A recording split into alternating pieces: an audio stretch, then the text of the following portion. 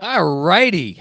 That was fun. On a night, as anybody watching the post-game show just saw from the little intro that we did, thanks to Andrew Claudio. On the night, the Knicks honored Willis Reed as part of their celebration of HBCUs.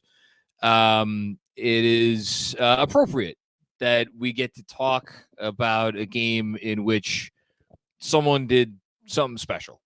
And we'll talk about the game as a whole and this Knicks team as a whole and what the win meant, because every win means a lot right now for where this team is at and what they're trying to accomplish. But we got to start with Donte DiVincenzo, who tonight set the Knick record with 11 made 3-pointers. It was a journey to get there, and obviously you hit 11 threes in a game. There's going to be, it comes in, it feels like it usually comes in waves. And we had a first wave in the first half when the Knicks made their big push to get way ahead in this game. Then the second wave came in the third quarter when the Knicks basically turned what was a semi-competitive ball game into a laugher, first with Jalen Brunson coming out of the gate and laying the smackdown. But then DiVincenzo getting to what we thought was 10 threes, which would have tied the record, except they took one of the 3-pointers away because it turned out that his foot was on the line. So that sent him back down to 9. And then from then on, late third quarter and then throughout the fourth quarter, it was a mission to get him. We kind of weren't sure at the time watching the game. Did they just want to get him one more to tie the record? Because it took them a while to get that one more. They were Evan Fournier of all people, who appropriately enough held part of the previous record with 10 threes, was like face guarding DiVincenzo. Like they did not want him to get shots off. Got off some looks that were tough, missed again, and then finally got the tying one. Had a couple of shots, I believe, at the 11th, missed them, and then there was a timeout. We thought maybe Tibbs would take him out because obviously this one was a laugher, but kept him in for a little bit longer, and he got it. He got the 11th made 3. Really special for him, and I think it's fitting that this is now going to be a record that will be held by a guy who within, I don't know, a game or two is going to be the Knicks all-time single season leader for made threes in one year in Donte DiVincenzo, and more appropriately than that, a guy who I think in a lot of ways, look, Brunson's Brunson, Josh Hart is this also, but a symbol of the Knicks' resilience this year and how, it is now going to be 2 months since Julius Randle has gone out. And for all but 3 games of that time, OG Anunoby out as well. So, like at the time that we didn't know it with the OG Anunoby injury at the time. We eventually learned the severity with the surgery and everything. But like, if you would have said to us that like, okay, no Randall for 2 months, no OG for all but 2 games of those 2 months or 3 games of those 2 months, and then you're still going to be without Mitchell Robinson the whole time. And someone would have been like, okay, well, the Knicks are still going to go 500 without those guys.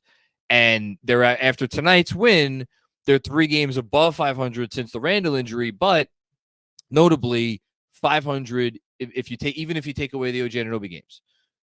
And why do they do that? Like, yes, Jalen Brunson is an All-NBA player. He's going to finish wherever he's going to finish in the MVP ranking, and he deserves those votes. And yes, like Josh Hart is like the heart and soul, no pun intended, of the team and does everything that's needed. And McBride is coming in and playing, seemingly, 40, 44 plus minutes every game, and Precious doing what he's doing. And Hartenstein, we'll talk about Hartenstein in a bit. He's the backbone of their defense. But like, at the end of the day, all that stuff's well and good. This is an offensive league. This is an offense-first league. It has been an offense-first league it's been, trending that way for more than a decade now. And, like, the scoring numbers just keep going up and up and up and up. The freaking Boston Celtics blew a 30-point lead tonight, because this is the sort of league where you can blow a 30-point lead with how quickly things could change, which is like that sort of thing would have been inconceivable at a certain time. And it's not inconceivable. Not like we were joking about it on the playback, but watching along in this game where, it was like the lead was down to, I don't know what it was, like 25 or 24 or something. And it's like, I know the Pistons don't have anybody, but you make a couple threes, but that's the league.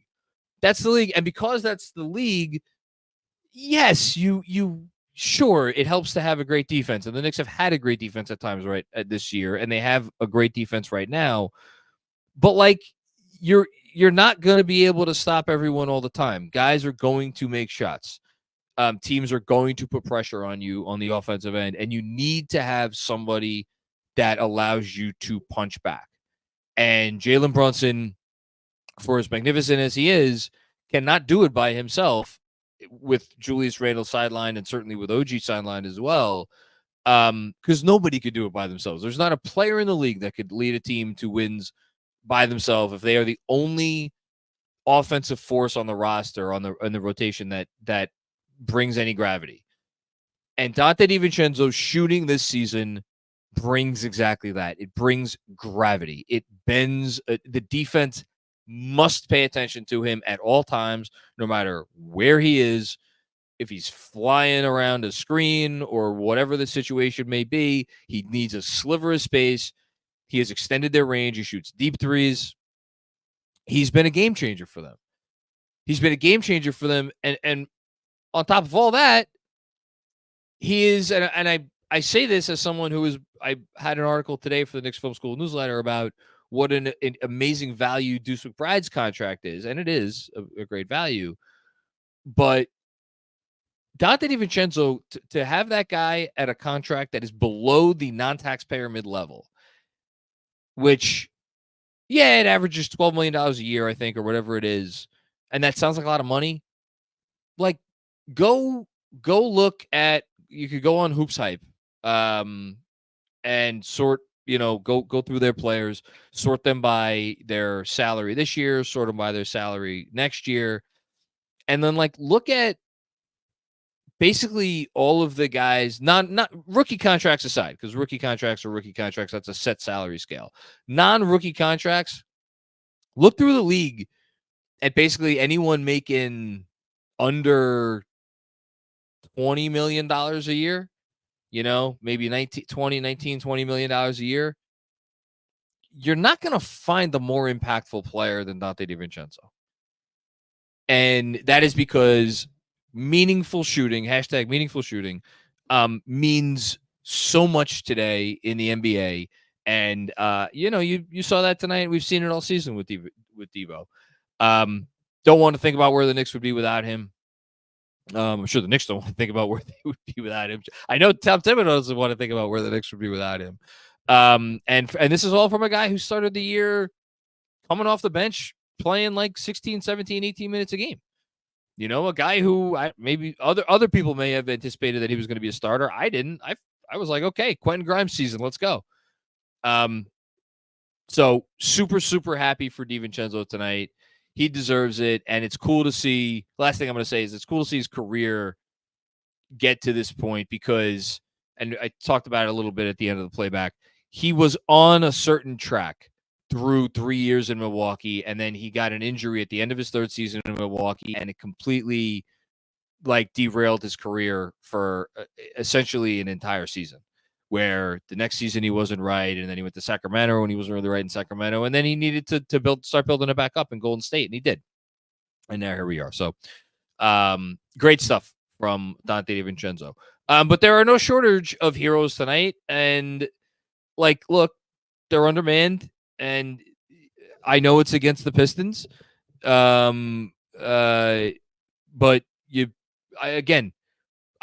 I'm sitting here looking at a Spurs team with no Victor Wembanyama that is up 4 on the Phoenix Suns, who need wins here with 3 minutes left to go in this game.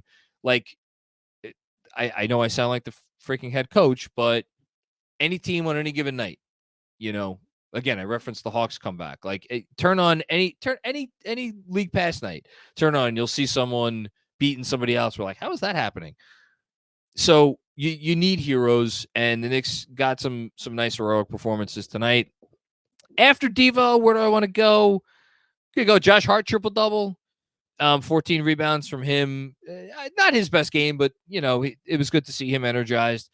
Not his best game. He got a triple-double. 6 triple-double of the season, all since January 1st.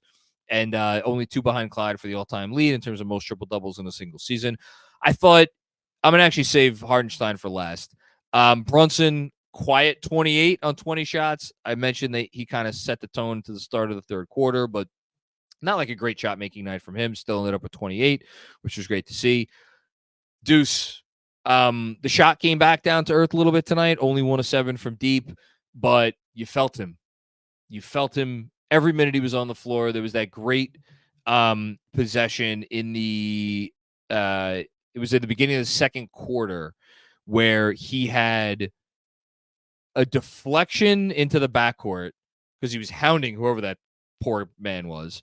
And then, whoever it was gathered the ball, got it back, drove, Deuce stole it, and then off to the races the Knicks went. And there's just plays like that from Deuce all the time. Threw the ball off Malachi Flynn's ass, caught it for a layup. That was fun.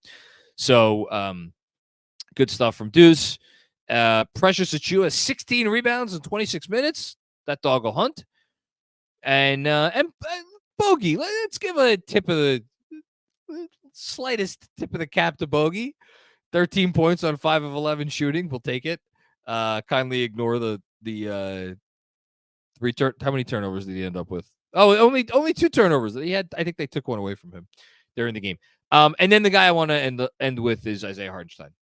Isaiah Hartenstein only played 24 minutes in this game, but Fred tweeted about this. Fred Katz of The Athletic played 16 minutes in the first half, which got to double check, but pretty sure that that's the most minutes he's played in a half since coming back from his I don't know what you want to call it, since he first started the Achilles issues first started popping up. And he looked comfortable. He looked spry. He was the foundation of their defense tonight. DJ Zulo, who did the playback with us tonight, made the point that the Pistons were trying to get stuff going at the rim, and then Hartenstein was just there every time, and eventually the Pistons just said, "Fuck it, we're not going into the paint anymore. We're not trying anything around the rim," and that's because of Hartenstein. He is absolutely the foundation of their defense. I thought for a while he would maybe have a chance at a triple-double tonight. Didn't quite get there, but ended up with 3 blocks, a steal, 5 assists. You love his passing. As a team, I thought the Knicks passed it really well tonight. 30 assists on 45 made field goals. That's very nice. It's all good stuff on a night when they have enough to do this against the Pistons. And they did it. And now they got 2 more games coming up against more competition that, again, they quote unquote should beat. And again, I say that as I'm looking at a Wemby-less Spurs team, given Phoenix everything they could handle down the stretch here. So look, none of it, we'll see who plays for Toronto when we face them on Wednesday. RJ and Quickly are back with the team. I don't know. I think you could argue that they're not going to have. Well, I don't think it's an argument. They're not going to have anything close to this easy of a game, I don't think, for the rest of the season, barring somebody they play unexpectedly sitting everybody. So every win is important. This gets them that much closer to securing a top 6 seed. The Pacers have a game tonight against the Clippers. They're currently in 6. Hopefully they lose that. And then we'll see. Can the march to third place or the third spot in the playoffs continue? That's where all eyes will continue to be until we have reason not to think that is a possibility.